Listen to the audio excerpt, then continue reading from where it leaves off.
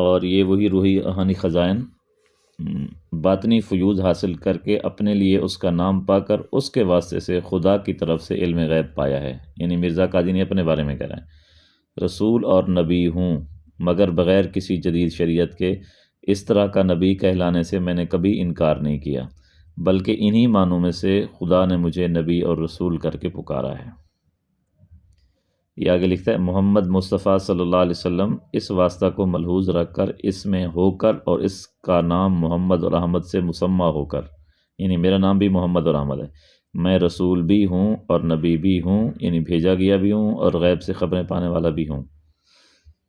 اور اس طرح سے خاتم النبیین کی مہر محفوظ رہی، کیونکہ میں نے انعکاسی اور ذلی طور پر محبت کے نام سے وہی نام پایا۔ اگر کوئی شخص اس وحی الہی پر ناراض ہو کر کہ کیوں خدا نے میرا نام نبی اور رسول رکھا ہے، تو یہ اس کی حماقت ہے، کیونکہ میرے اور نبی اور رسول سے خدا کی مہر نہیں ٹوٹتی۔ یہ بات ظاہر ہے کہ جیسا میں اپنی نسبت کرتا ہوں، خدا نے مجھے اور نبی اور رسول کر کے پکارا